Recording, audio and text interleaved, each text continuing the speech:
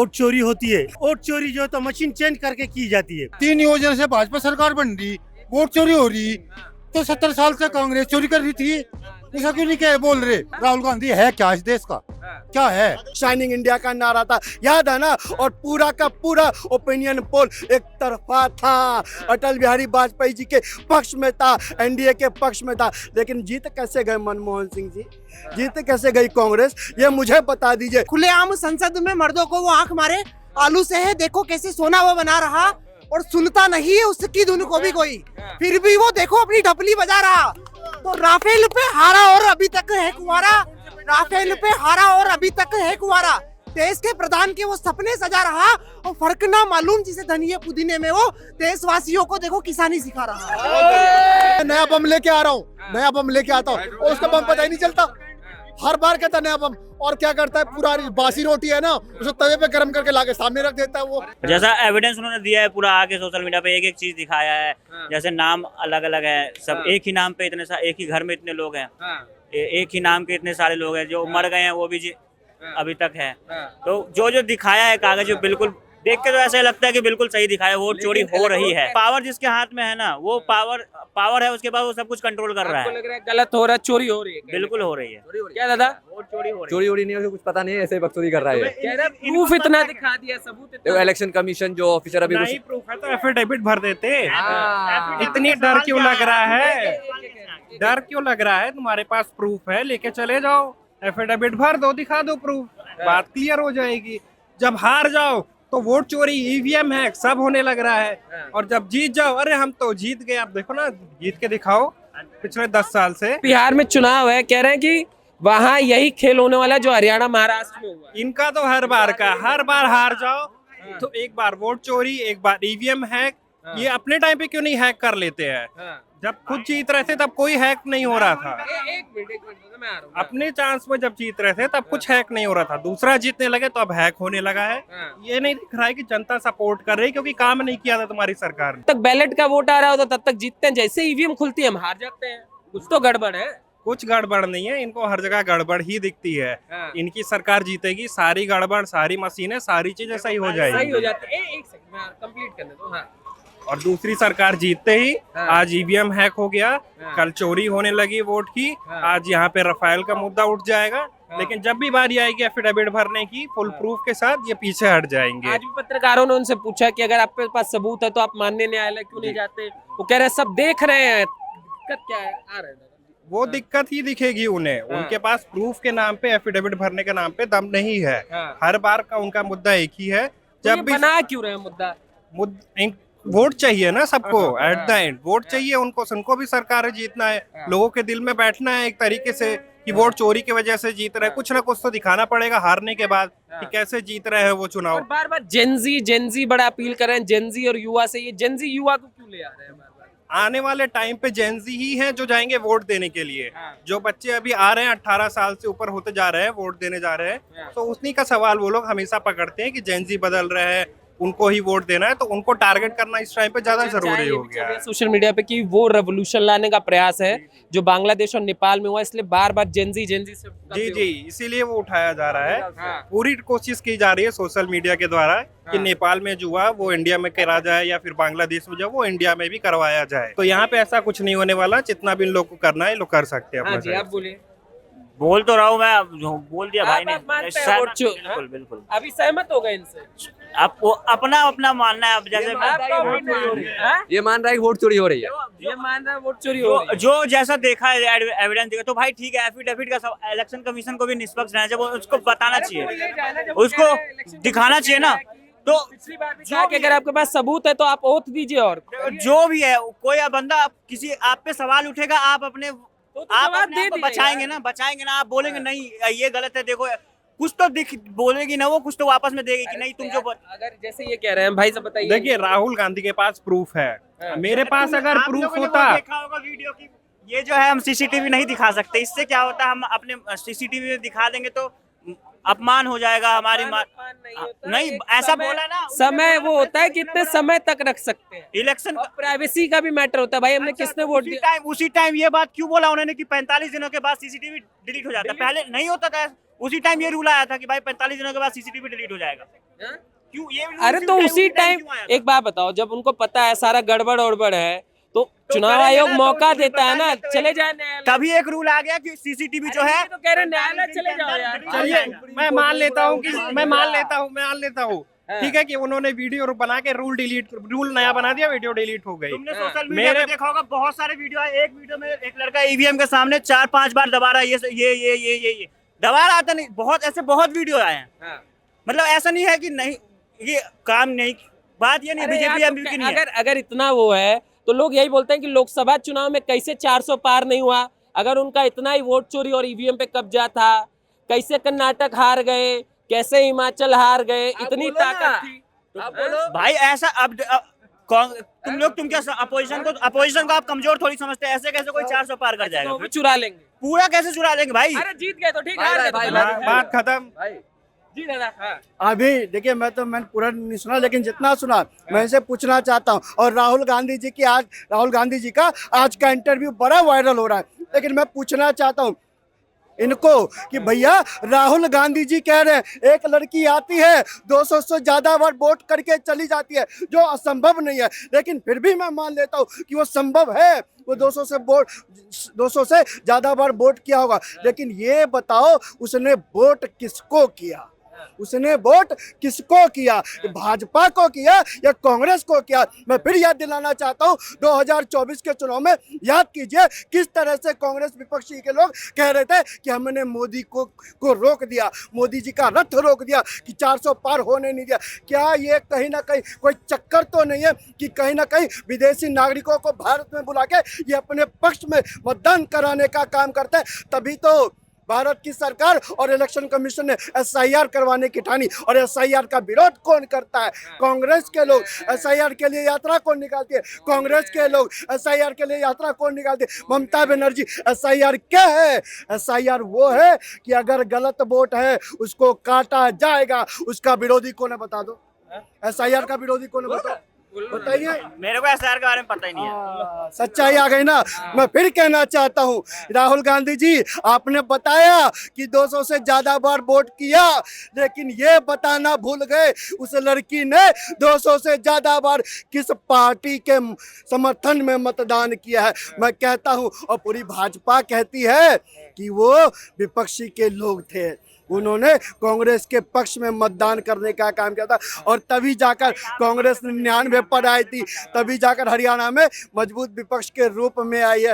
मैं फिर कहना कह रहे एग्जिट पोल ओपिनियन पोल में जीतते हैं, बैलेट तक जीतते हैं, जैसे ईवीएम खुलता है हार जाते 2004 में शाइनिंग इंडिया हुआ था, अटल बिहारी वाजपेयी जी का दबदबा था, क्योंकि इस देश में पहली बार मेट्रो किसी ने लाने का काम किया तो अटल बिहारी वाजपेयी ने किया। शाइनिंग इंडिया का नारा था, याद है ना? और पूरा का पूरा ओपिनियन पोल एक तरफा था, अटल बिहारी वाजपेयी जी के पक्ष में था, एनडीए के पक्ष में था। लेकिन जीत कैसे गए मनमोहन सिंह जी? जीत कैसे गई कांग्रेस? ये मुझे बता दीजिए। मैं फिर कहना चाहता हूँ भूपेश बघेल जब मुख्यमंत्री बने, छत्तीसगढ़ का जब चुनाव हुआ था, पूरा का पूरा छत्तीसगढ़ का ओपिनियन पोल भाजपा के पक्ष में था। ये कैसे जीत गए कांग्रेसी? कैसे जीत गए भाई बताइए ना, कौन सा गणित लगाया? और लोग रुके रहेगा। क्या नाम है दादा आपका? सैयद मुश्तबा, कहाँ से? मुस्तफा जी? महाराष्ट्र से। महाराष्ट्र से। महाराष्ट्र को भी मुद्दा बनाया राहुल गांधी, कह रहे हैं यहाँ भी खेल हुआ, हरियाणा में भी खेल हुआ, अब बिहार में भी खेल होगा, क्योंकि इस देश में वोट चोरी हो रही है। आपको क्या लगता है? वोट चोरी हो रही है या नहीं हो रही है, हम वीडियो के ऊपर देख रहे हैं। बाज़ाब्ता हम देखते हैं बार बार कि वोटिंग होने के बाद कुछ जगह बूथ ताबे में लिए जाते हैं, महाराष्ट्र के अंदर भी, और वोट चोरी होती है, लेकिन बाज़ाब्ता वो लोग अपने अपने पार्टी के वोट डालते हैं। हम ये नहीं कहेंगे कि बीजेपी वाले करते हैं या कांग्रेस वाले करते हैं। उसके बाद जो हमें मशीनें दिखाई जाती है, गाड़ी के अंदर डुप्लीकेट मशीनें पकड़ी जाती हैं, उसके तरफ किसी का ध्यान नहीं जाता है, और वो उससे ज्यादा वोट चोरी जो तो मशीन चेंज करके की जाती है।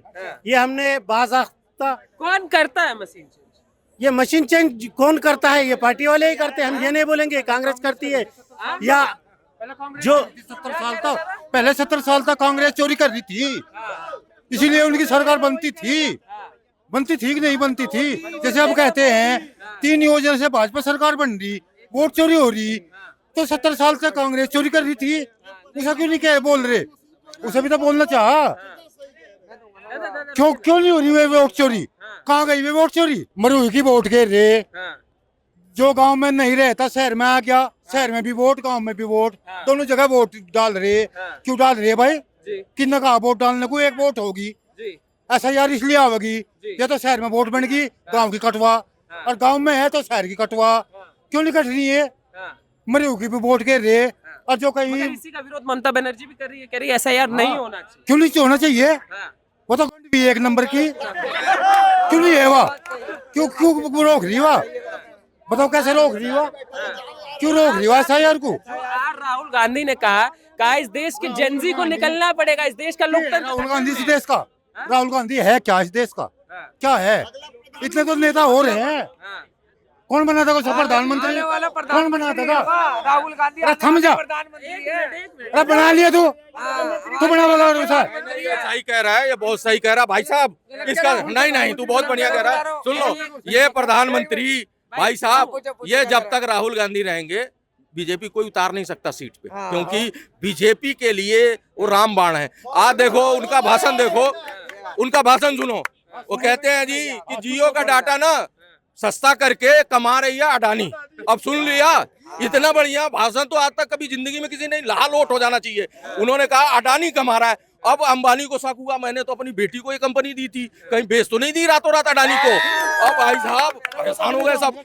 अच्छा दूसरी चीज देख लो, दूसरी चीज क्या कहते हैं कि भैया ऐसा है, मैं तो नहीं गया अंबानी की शादी में, और जो स्टेज पे बैठा तेजस्वी यादव, उसके जो एक सेकंड देखो किसका वो ट्रोल कर रहे हैं। वो उसी स्टेज से तेजस्वी यादव पीछे बैठे हुए हैं, उनके घर से 14 लोग गए थे नहा धो के शेरवानी पहन के वहां पे मटर पनीर खाने।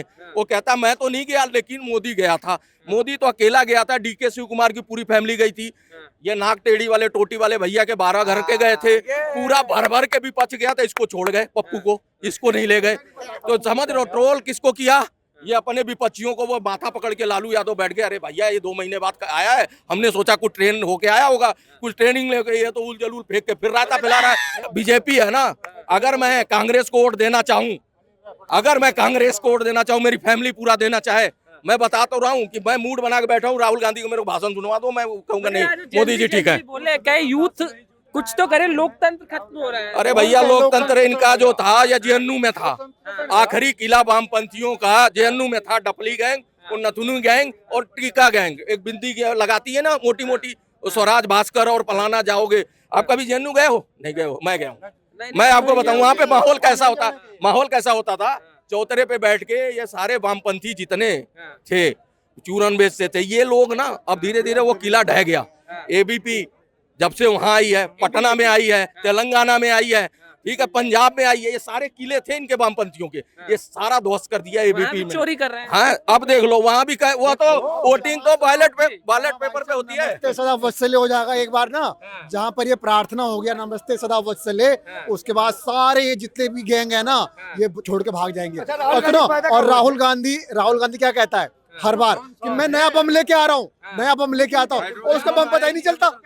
हर बार कहता नया बम, और क्या करता है, पूरा बासी रोटी है ना, उसे तवे पे गर्म करके लाके सामने रख देता है। वो बिहार में, बंगाल में, कुछ जहां भी चुनाव हो, वो हाइड्रोजन बम फोड़ूंगा, बम का कोई मतलब नहीं है।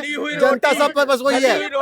चुनाव वोटिंग से एक दिन पहले इनका इतना बड़ा खुलासा करना, इसका प्रभाव क्या पड़ेगा? कुछ नहीं, जीरो। जनता सुनो, कुछ नहीं, जीरो। मैं आपको सुनो, मैं एक चीज आपको बता दूं, जब तक राहुल गांधी विपक्ष में रहेगा, उनका नेता रहेगा, और मोदी जी को हराने वाला कोई नहीं है। ये खुद जिताएगा, ये खुद ही जिताएगा हर बार। ये वोट चोरी का मुद्दा कुछ नहीं है, जीरो है। लोगों को बेवकूफ बनाने का तरीका है। अरे मैं कुछ 55 साल से चोरी नहीं हो रहा, अब चोरी होने लगा 15 साल से।